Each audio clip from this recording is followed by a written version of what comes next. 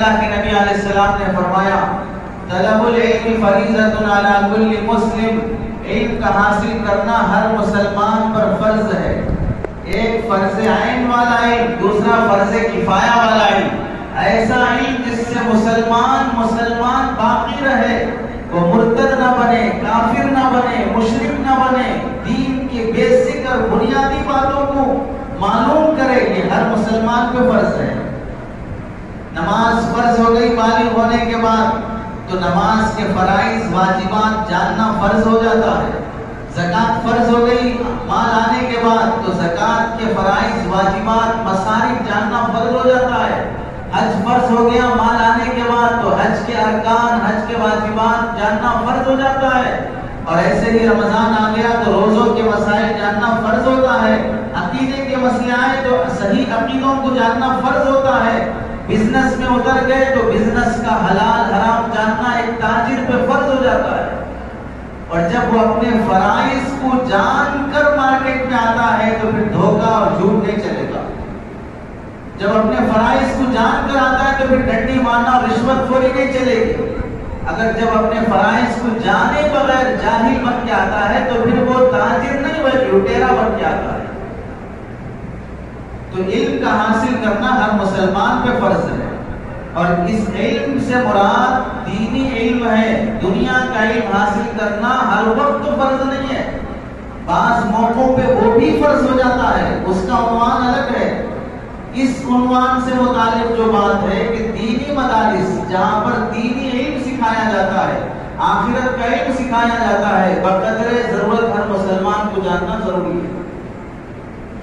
اور دینی مدارس اس کا تعلق اور صلہ اللہ کے نبی علیہ السلام کے مدرسے سے جا کے جڑتا ہے۔ اللہ کے نبی علیہ السلام کا مدرسہ مکے میں دار ارقم، اللہ کے نبی علیہ السلام کا مدرسہ مدینے میں صفا، اللہ کے نبی علیہ السلام کا مدرسہ مدینے میں مسجد قباء، اللہ کے نبی علیہ السلام کا مدرسہ مدینے میں مسجد نبوی، یہ سب اللہ کے نبی علیہ السلام کے مدارس تھے۔ اس زمانے میں اس انداز سے چلتے تھے جو اس دور کا تقاضا تھا۔ دار ارقم میں کفر کی عالم میں رہ کر مکے میں اللہ کے نبی علیہ السلام اپنے ماننے والے صحابہ کو جوڑ کر وہاں علم سکھاتے تھے۔ مدینہ آنے کے بعد مسجد قباء میں نظام شروع ہوا، مدینہ آنے کے بعد مسجد نبوی میں، اور مسجد نبوی کے باہر چبوترا بنایا گیا۔ علامہ نووی لکھتے ہیں جہاں پر 70 سے 120 طلبہ پڑھے رہتے تھے، وہی ان کا ہاسٹل تھا، وہی ان کا کھانا تھا، وہی ان کا پڑھے رہنا اور علم حاصل کرنا۔ ان کا کوئی گھر نہیں، ان کا کوئی مکان نہیں۔ مدینے کے لوگ ان طلبہ کی کفالت کرتے تھے، کھجور لا کے دے دیے، روٹی لا کے دے دیے، گوشت لا کے دے دیے۔ مسجد کے باہر کھجوروں کا خوشہ لا کے باندھ دیتے اور مدرسے کے طلبہ انہیں کھجوروں کو کھا کر پانی پی کر اپنا گزارا کرتے۔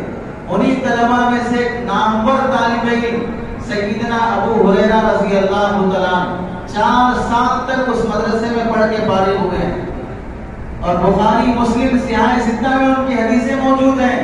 اللہ کے نبی علیہ السلام کے اس مدرسے کے طالب علم جب داخلہ لیے، ایڈمیشن لیے، تو جو سبق سنتے نبی سے یاد نہیں رہتا۔ اللہ کے نبی علیہ السلام سے عرض کیا کہ یا رسول اللہ میرا حافظہ کمزور ہے، آپ دعا فرما دیں۔ اللہ کے نبی علیہ السلام نے فرمایا چادر پھیلاؤ۔ چادر سامنے بچھائی تو اللہ کے نبی علیہ السلام نے دونوں ہاتھوں سے خالی دونوں ہاتھ اس طرح اونڈیلا، اور اس کے بعد فرمایا کہ اسے لے کے سینے سے لگا لو۔ سینے سے لگا لیا۔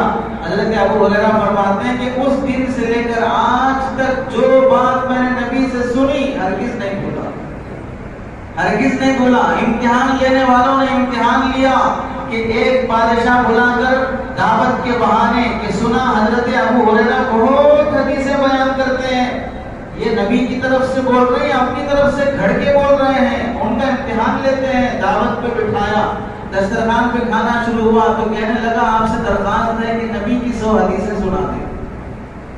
دسترخوان پہ بیٹھے بیٹھے 100 حدیثیں سنا دی۔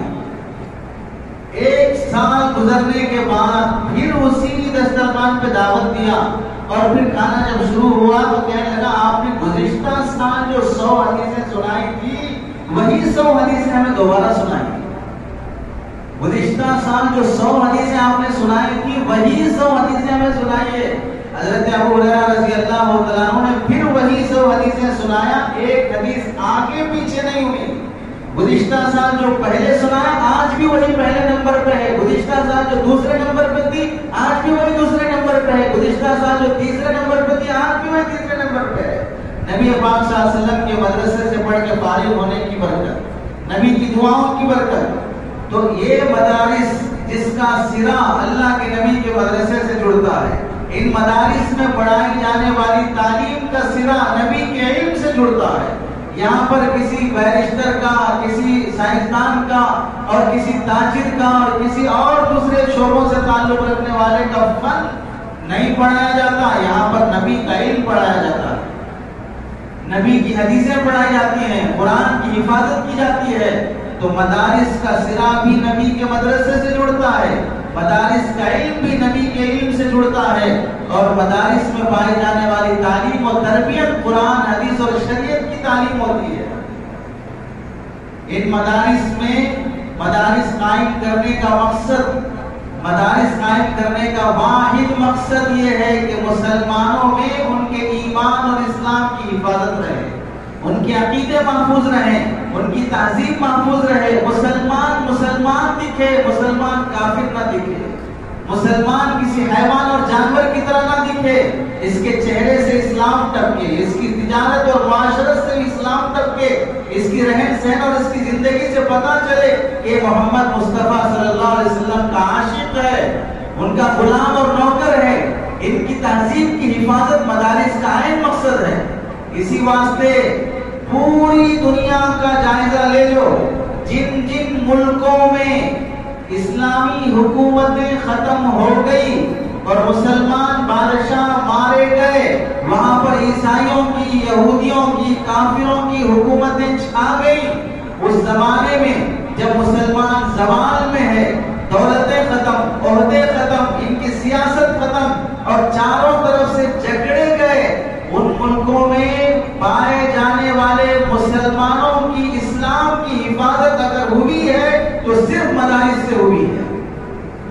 اور جہاں مسلمانوں کی سلطنت ختم ہوئی اور مدارس قائم نہیں ہوئے, وہاں کے مسلمانوں کا ایمان محفوظ نہیں رہ سکا. مثال کے طور پہ اسپین 800 سال جہاں مسلمانوں نے حکومت کی, اسلام وہاں پر مسلمانوں کا زوال ہوا, اسلامی حکومت ختم ہوگی, لیکن وہاں پر مدارس کی جیسی حفاظت ہونی چاہیے تھی نہیں ہو سکی. تو آج بھی اس اسپین میں کوئی مدرسہ نہیں, مسلمان مسلمان نہیں دکھتا. بڑا سے بڑا جامعہ قرطبہ جہاں پر 800 ستونوں پر بنائی گئی مسجد, 800 ستونوں پر بنائی گئی مسجد میں عیسائیت پنپ رہی ہے. جہاں پر امام بخاری, امام ترمذی اور بڑے بڑے نامور محدثین اور فقہاء پیدا ہوئے ہیں, آج وہاں پر عیسائیت اور یہودیت کا درس دیا جا رہا ہے. جب مدارس کی حفاظت نہیں ہو سکی تو وہاں پر نہ ایمان محفوظ, نہ اسلام محفوظ, نہ نماز محفوظ, اذان پر پابندی, حجاب پر پابندی, داڑھی پر پابندی, اسلامی سماجی تہذیبی معاشرتی مسائل پر پابندی آ گئی. مغربی, مشرقی, یورپ کے ان ممالک کا جائزہ لے لو, روس کو دیکھ لو, چائنا کو دیکھ لو, رشیا کو دیکھ لو, عراق کو دیکھ لو, جن جن ملکوں میں اسلامی حکومتیں ختم ہوئی وہاں اگر مدارس محفوظ نہیں رہ سکے تو مسلمان بھی محفوظ نہیں رہ سکے. اللہ کا شکر ہے ہندوستان پر کہ اللہ رب العزت نے یہاں پر مسلمانوں کے 1100 سال حکومت کرنے کے باوجود ان کی اپنی غلطیوں کی وجہ سے, جیسے اپنی اسلامی سلطنت کے دور میں اسلام کی ترویج, تبلیغ کی اشاعت اور اس کی محنت کرنا تھا, غیر مسلم بھائیوں کو ان کی آخرت کی بھلائی کے لیے آخرت کی دعوت, قرآن کی دعوت, جنت کی دعوت کی جیسی محنت ہونی تھی ویسی نہیں ہو سکی, جس کی وجہ سے آج یہ دن دیکھنے پڑ رہے ہیں کہ اسلام پر آئے دن اعتراضات کیے جا رہے ہیں. اس زمانے میں بھی جب اسلامی سلطنت اس ہندوستان سے ختم ہوئی, انگریز کا تسلط ہوا اور انگریز یہاں پر مسلمانوں کو دشمن سمجھ کر ان کی مسجدوں کو, ان کے علماء کو پھانسیوں پر چڑھایا, مسمار کیا, 3 لاکھ قرآن مجید جلائے گئے, 52,500 علماء کو شہید کیا گیا، 5 لاکھ سے زائد مسلمانوں کو قتل کیا گیا۔ ان سب حالات میں جب مسلمان زوال میں ہیں، عہدے سیاست سب ختم، لیکن علماء یہاں پر اس زمانے میں حکومت تو ہاری تھی لیکن ہمت نہیں ہاری تھی۔ یہ عہدے اور سیاسی میدان سے خالی تو ہو گئے تھے لیکن انہوں نے اپنی تہذیب اور اپنے مذہب کا دامن کبھی نہیں چھوڑا۔ غاروں میں، درختوں کے نیچے، پہاڑوں میں رہ کر علماء نے مدارس قائم کیے، گھروں میں رہ کر، چھتوں پہ بیٹھ کر، قبروں میں بیٹھ کر بھی اپنے بچوں کو قرآن حدیث پڑھایا۔ تو آج یہ دن ہمیں جو نصیب ہے، ہندوستان میں ہزاروں مسجدیں، ہزاروں مدرسے، رمضان کے موقع پر آپ لوگوں میں عبادت کا شوق اور جذبہ باقی ہے، وہ مدارس کا دین اور صدقہ ہے۔ آپ کے چہروں پر نبی کی سنت باقی ہے، وہ مدارس کا دین اور صدقہ ہے۔ آپ دینی مسائل کے حل کے لیے دارالافتاء، دارالقضاء، علماء معتبرین کے پاس حاضری دیتے ہیں، ان سے مسائل پوچھ کر اپنی زندگی میں عمل کرتے ہیں، یہی مدارس کا صدقہ ہے۔ تجہیز تکفین کے مسائل میں، نکاح شادی بیاہ کے مسائل میں، طلاق خلا کے مسائل میں، غیر مسلم، ناہنجار، رشوت خور، زمین فروش، قلم بیچنے والے، ضمیر بیچنے والے، انصاف کو توڑنے والے، ایسے گھرے ہوئے غلیظ وکیلوں اور ججوں کے پاس ان کے تلوے چاٹنے کے بجائے علماء کے پاس مفت میں عزت احترام کے ساتھ بڑے جلدی سے تمہارے فیصلے اگر ہوتے ہیں تو انہی مدارس کا صدقہ ہے، انہی مدارس کی دین ہے۔ لے لو، اگر مثال لینا ہو، ایک میاں بیوی کے جھگڑے کا کیس کورٹ میں دائر کرو اور دوسرے میاں بیوی کا کیس کسی مفتی صاحب کے پاس لاؤ، یہاں کورٹ کے چکر کاٹتے کاٹتے جوان بیوی بوڑھی ہو جائے گی اور وہ مت کسی اور سے شادی کر کے وہ اور بچے جنم دے لے گا۔ یہاں علماء کے پاس مسئلہ لا لو، 2 دن میں، 1 ہفتے میں تمہارا مسئلہ حل، دونوں کی زندگی خوشی سے آباد رہے گی۔ شرط یہ ہے کہ تم حق سننے والے بنو، شرط یہ ہے کہ تم حق سننے والے بنو۔ ہمارا مزاج یہ ہے کہ ہم حق سنتے ہیں جبکہ حق ہمارے حق میں ہو، اگر حق ہمارے حق میں نہ ہو، ہمارے خلاف ہو تو پھر وہ حق نہیں ہے، وہ نہ حق ہے، پھر نہیں سنا جائے گا۔ وہاں عدالت میں پولیس کا زور، پیسوں کا چکر، وہاں پر دباؤ، ذلیل و رسوا، بیوہ، خلا شدہ، طلاق شدہ خواتین وکیلوں کا بستر بن جائیں، گوارا ہے، عزتیں لٹ جائیں، گوارا ہے، پیسے اور دولتیں لٹ جائیں، گوارا ہے، تاریخ پہ تاریخ دیتے ہوئے وکیلوں کے بہکاوے میں آ کر لاکھوں روپے خرچ کرنا پڑے، گوارا ہے۔ یہاں عزت کے ساتھ قرآن حدیث کی، شریعت کی تعلیمات کو سننا گوارا نہیں ہے۔ شریعت کے ساتھ کھلواڑ غیر کو کرنے کی ہمت نہیں ہوتی، وہ جانتا ہی نہیں کہ شریعت کیا ہے، اگر ہوتا ہے تو اپنوں سے ہوتا ہے کہ جان کر بھی جاہل بنتے ہیں۔ تو جن ملکوں میں مدارس قائم ہیں اور قائم تھے، وہاں پر مسلمانوں کا ایمان محفوظ، مسلمانوں کا دین محفوظ۔ اگر مسلمانوں کو ٹھیس پہنچی، ان کی تہذیب کو ختم کرنے کی جو پلاننگیں کی جا رہی ہیں، ایسا لباس کیوں پہنے، کرتا پیجامہ کیوں پہنے، داڑھی کیوں رکھیں، ٹوپی کیوں پہنے، حجاب کیوں پہنے، رشوت کیوں حرام، سود کیوں حرام، آزادی کی زندگی کیوں نہیں ہے؟ آزادی کہتے ہیں ہم جیسے چاہیں ویسے رہیں، اسے آزادی کہتے ہیں۔ اگر کوئی عورت بغیر کپڑوں کے رہنا چاہتی ہے وہ اس کی آزادی ہے، اور اگر کوئی عورت برقعے میں رہنا چاہتی ہے تو وہ اس کی آزادی ہے۔ لیکن پاگلوں کو کیا کہیں، آزادی صرف ننگے رہنے کو کہتے ہیں، برقعے میں رہنے کو آزادی نہیں کہتے۔ میری آزادی یہ ہے کہ میں جیسے چاہے ویسے رہوں، تو میں ایسے رہنا چاہتا ہوں، تم مجھے پابند کر رہے ہو کہ ایسے نہیں ایسے رہو، تم آزادی چھین رہے ہو۔ لیکن لوگ ایسے پاگل دیوانے ہیں، میڈیا میں جو آیا سر تسلیم خم کر دیں گے، باپ کی پراپرٹی ہے۔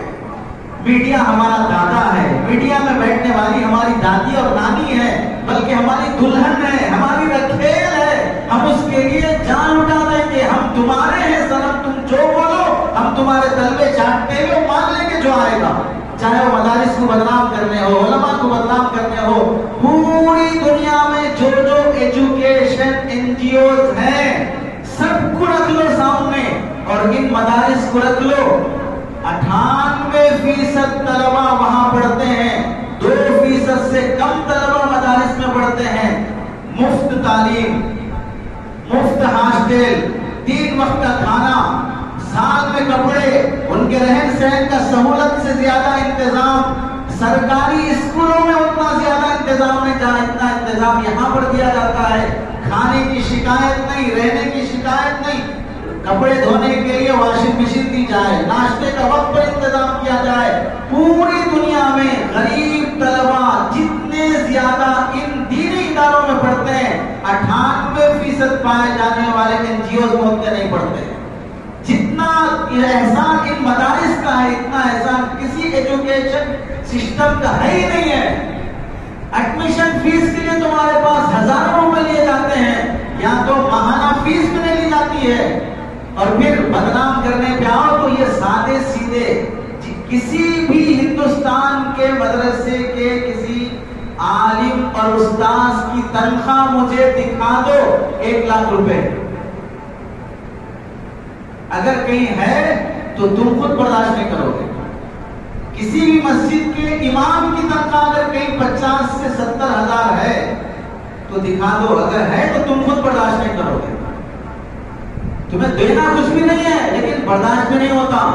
اگر کوئی مولانا صاحب اپنی دینی سرگرمیوں کے ساتھ بھاری گاڑی میں گھومتے ہوں، بھاری موبائل استعمال کرتے ہوں، تم خود برداشت نہیں کر سکتے. تو دینا کچھ بھی نہیں ہے. تو جب دماغ اتنا پکا بن چکا ہے کہ یہاں رہتے معمولی قسم کے ہی ہیں تو پھر اس سے پریشانی کیوں ہو رہی ہے؟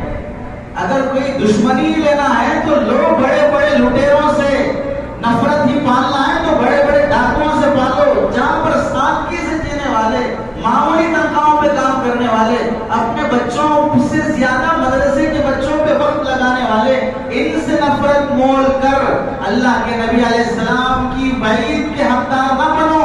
کن عالما او متعلما او مستمعا او محبا ولا تکن خامسا فتعلم.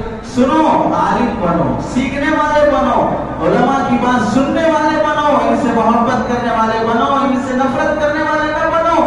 انتم غید العلم واہلہا، کہ تم ان دینی مدارس کے خدام سے نفرت کرو، ان اداروں سے نفرت کرو. کیا ہوگا؟ دنیا کی بربادی یہ ہوگی کہ تمہاری نسل میں کوئی حافظ قرآن پیدا نہیں ہوگا. آخرت کی بربادی یہ ہوگی کہ وہاں نبی کی شفاعت سے محروم رہو گے. قبر میں تمہارا چہرہ قبلے سے پھیر دیا جائے گا. یہ دینی مدارس جس قدر امت پر احسان کرتے ہیں، جس طرح ملک کی سرحد کی حفاظت کرنے والا فوجی شہر چھوڑ کر جنگلوں میں ملک کے کنارے پر سردی اور گرمی برداشت کرتے ہوئے دشمن کو داخل ہونے سے روکتا ہے اور امن کا ماحول یہاں قائم رہنے دیتا ہے، اس فوجی کے لیے حکومت کی طرف سے جو کنسیشن ملتے ہیں، کیونکہ وہ قربانیاں دے کر ملک کے باہر باؤنڈری کی حفاظت کر رہا ہے تاکہ ملک کے اندر امن رہے، ایسے ہی علماء، حفاظ یہ مذہب کی باؤنڈری کی حفاظت کرتے ہیں کہ مذہب میں کوئی دشمن گھس نہ آئے. ملک میں کوئی دشمن گھس آئے گا ملک کا امن ختم ہوگا. مذہب میں کوئی دشمن گھس آئے گا مذہب کے ماننے والوں کا ایمان ختم ہو جائے گا.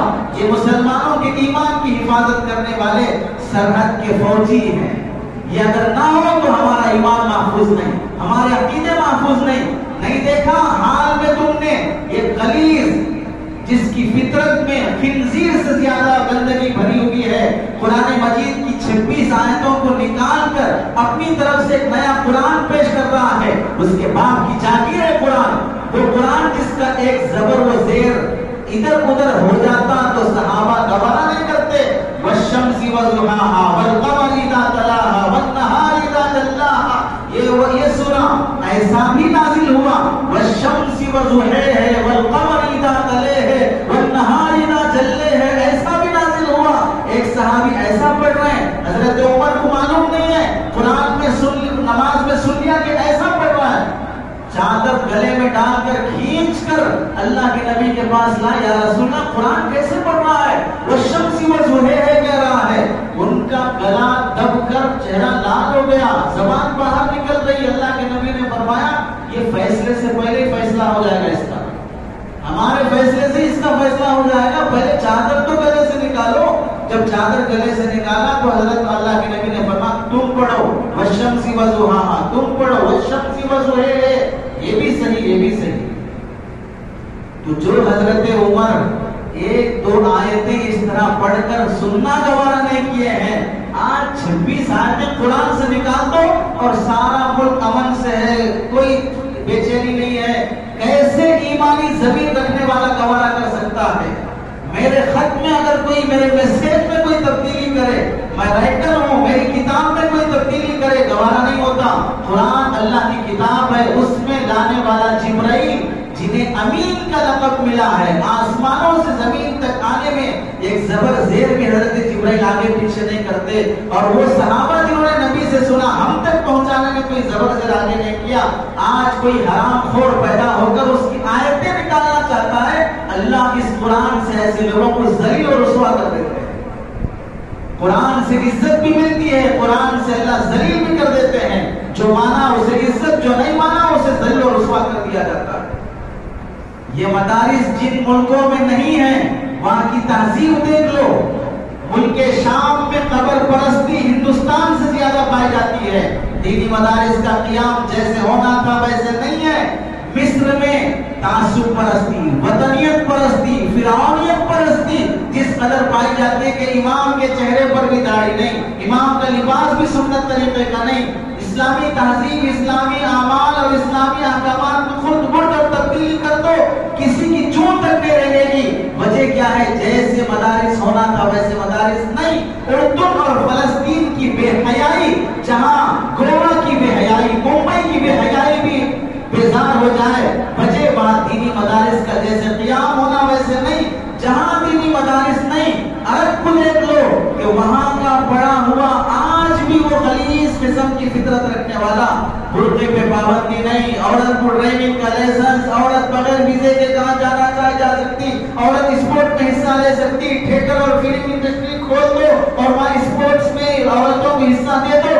جن شہزادیوں کی آنکھیں تک دکھائی نہیں دیتی تھی، آج وہ شہزادیاں لندن اور یورپ کے ریلز میں حصہ لیتی ہوئی دکھائی دے رہی ہیں۔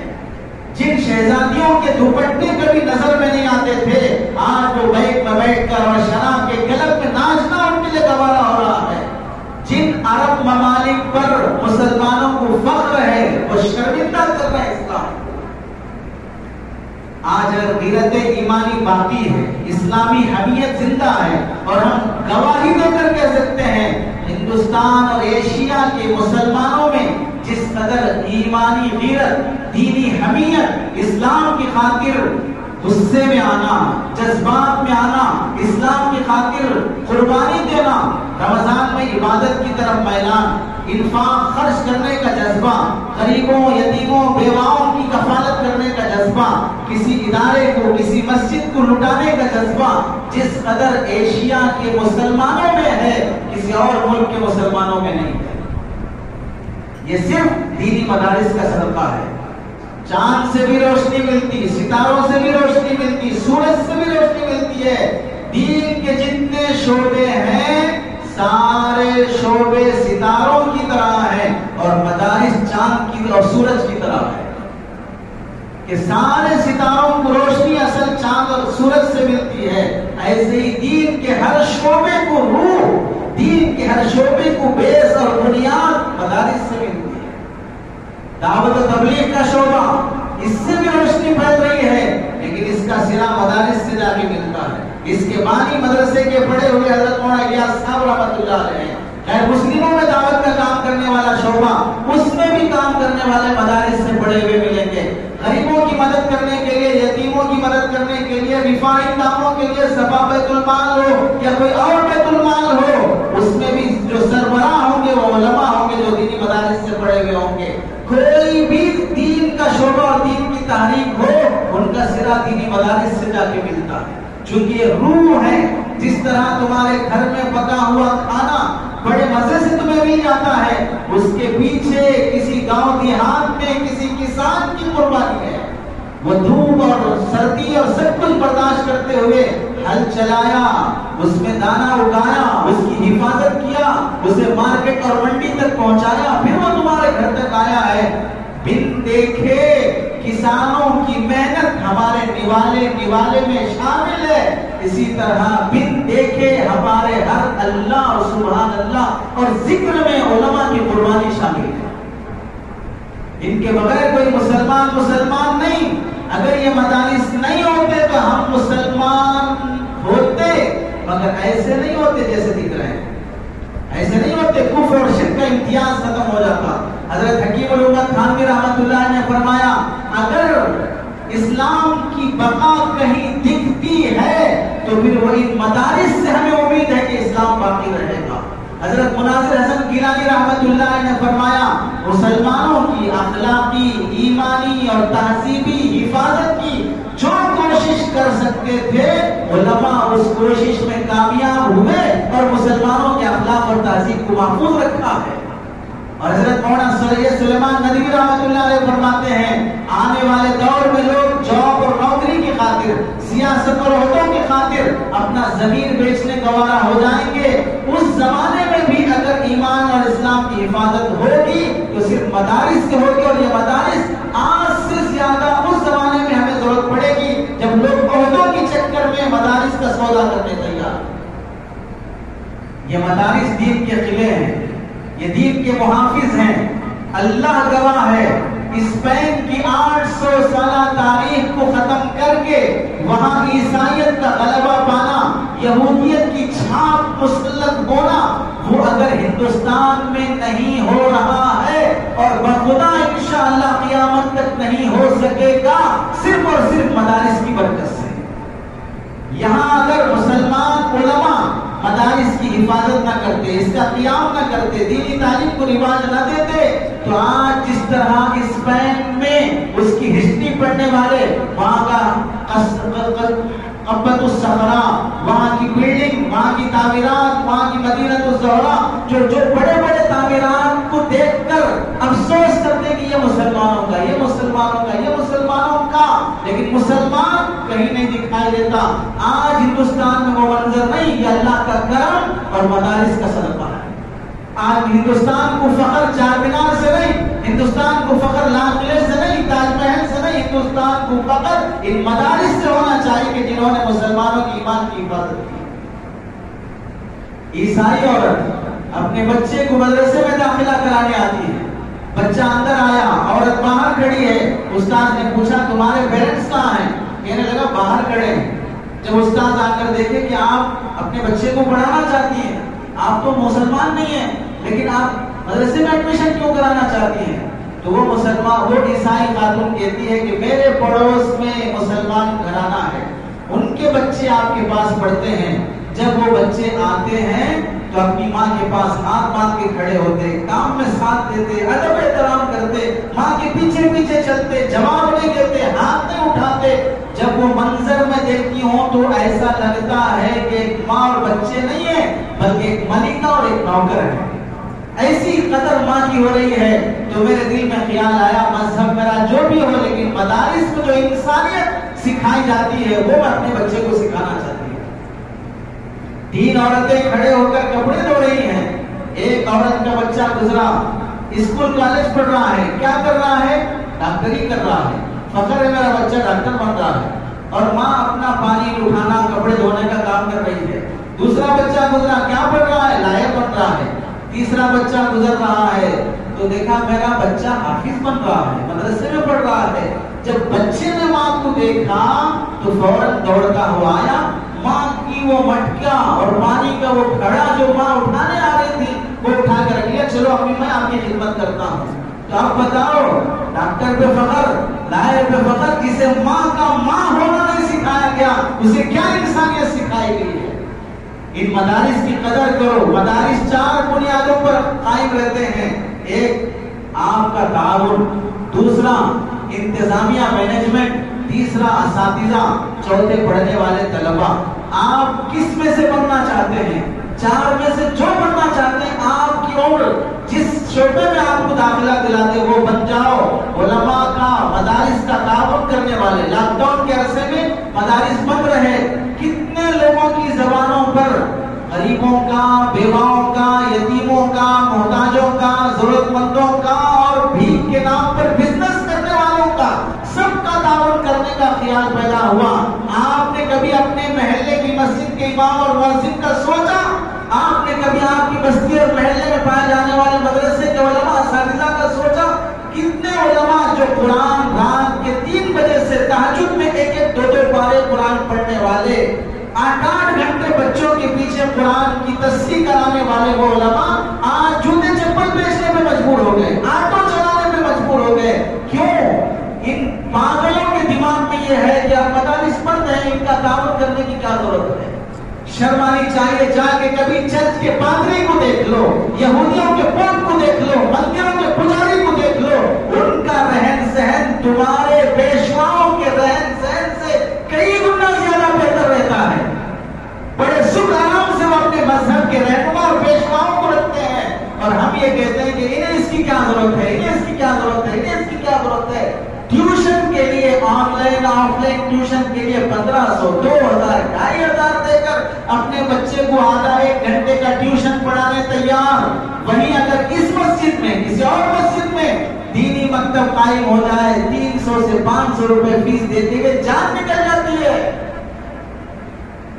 فیس لے کے پڑھائیں گے، فیس لے کے پڑھائیں گے، کیا لے کے پڑھائیں؟ تمہاری پراپرٹیاں لے کے پڑھائیں؟ کیا لے کے پڑھائیں؟ تمہاری گالیاں سن کے پڑھائیں؟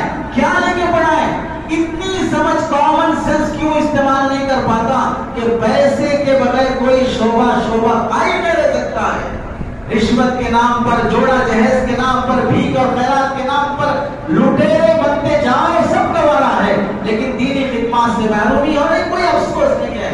ہندوستان کے مشہور اور بڑے بادشاہوں میں سے محمود غزنوی ایک بڑے بادشاہ گزرے ہیں، عالم دین ہیں، بڑے بادشاہ ہیں، مسلمان علماء بادشاہوں میں سے گزرے ہیں۔ ان کے علمی اور سیاسی کارنامے تاریخ کی کتابوں میں بڑے عمدہ لکھے ہیں۔ 3 باتوں میں محمود غزنوی کو ڈاؤٹ ہے۔ تاریخ فرشتہ ہسٹری کی کتاب ہے، اس میں یہ واقعہ لکھا ہوا ہے۔ ایک رات اپنی سلطنت کا جائزہ لیتے ہوئے گزر رہا تھا، دیکھا ایک گوشت کی دکان پر ایک مدرسہ پڑھنے والا طالب علم، اس کے پاس اس زمانے میں لائٹ نہیں تھی، چراغوں سے روشنی حاصل کی جاتی، اس کے پاس چراغ نہیں ہے، کتاب سبق یاد کرنے کے لیے اس دکان کے پاس جلنے والی چولہے کی آگ کی روشنی میں سبق یاد کر رہا، اس چولہے کی آگ کی روشنی میں قریب جاتا، سبق کی لائن دیکھتا، یاد کرتا، پھر بازو ہٹ جاتا، پھر جاتا، لائن دیکھتا، بازو ہٹ کے یاد کر لیتا۔ خیال ہوا کہ اس بیچارے کو چراغ دے دیتے ہیں۔ ایک بادشاہ کو جو ہندوستان کا بادشاہ ہے، اسے ایک چراغ دے دینا کیا بڑی بات ہے۔ چراغ ہدیہ کر دیا، اپنا شاہی چراغ، رات گھر جا کے سو گیا۔ اس رات سرکار دو عالم صلی اللہ علیہ وسلم اس کے خواب میں تشریف لائے۔ اللہ کے نبی علیہ السلام نے 3 جملے ارشاد فرمائے۔ کیا 3 جملے؟ اس کے 3 ڈاؤٹ یاد کر لو، 3 جملے یاد کر لو۔ اللہ کے نبی علیہ السلام نے فرمایا، ناصر الدین سبکتگین کے بیٹے محمود، ناصر الدین سبکتگین کے بیٹے محمود، تو نے میرے وارث کا اکرام کیا، اللہ نے تیری بخشش فرما دی۔ انہیں کیا ڈاؤٹ تھا، میں اپنے باپ کی صحیح اولاد ہوں یا نہیں ہوں؟ اللہ کے نبی نے فرمایا، ناصر الدین سبکتگین کے بیٹے، تو اسی کا بیٹا ہے، تو نے میرے وارث کا اکرام کیا، اللہ نے تیری مغفرت کر دی۔ مرنے کے بعد کیا ہوگا میرے ساتھ؟ اللہ کے نبی نے خواب میں فرما دیا، اللہ نے تیری مغفرت کر دی۔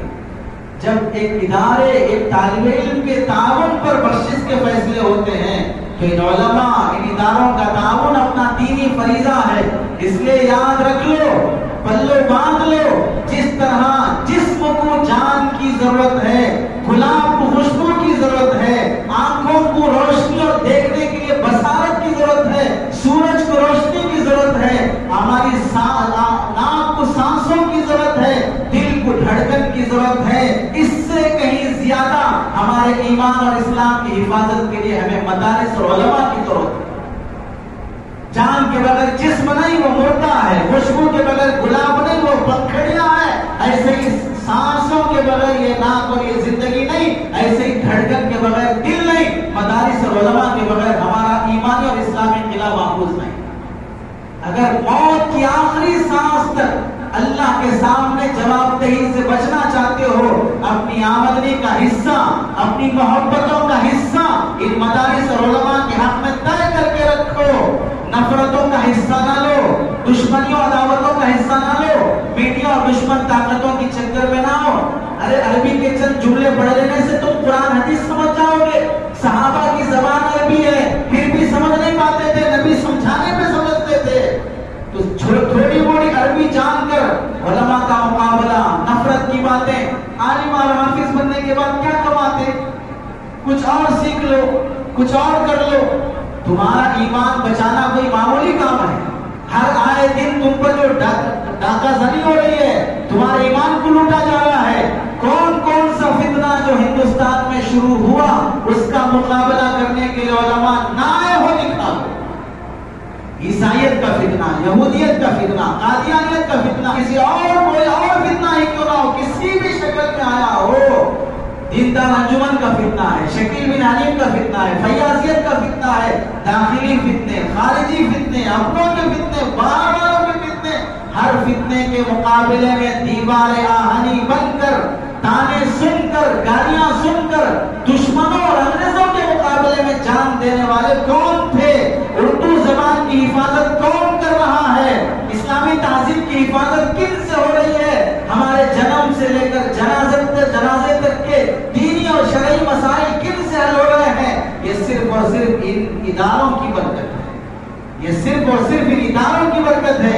اس واسطے مدارس چاہے کون سے بھی ہوں، علماء دیوبند کے مدرسے ہوں، علماء بریلویت کے مدرسے ہوں، نظامیہ مدرسہ ہو، علماء حدیث کے مدرسے ہوں، لیکن وہ سب کے سب علماء کے مدارس ہیں، دینی مدارس ہیں۔ ہر ادارے سے محبت رکھو، فالو ایک کو کرنا ہے۔ دو بسوں میں دو ٹانگیں رکھ کے سفر نہیں ہوگا، تم نہیں پہنچو گے، ٹکڑے تمہارے پہنچیں گے۔ ایسے ہی اسی طرح ایک مذہب کو اور ایک مسلک پہ چلو، بٹے ہوئے چلو گے تو پھر آخر پہنچنے تک ایمان محفوظ نہیں رہے گا۔ اللہ سے دعا ہے کہ اللہ تعالیٰ ہمیں مدارس سے، علماء سے سچی محبت نصیب فرمائے۔ آمین وآخر دعوانا الحمدللہ۔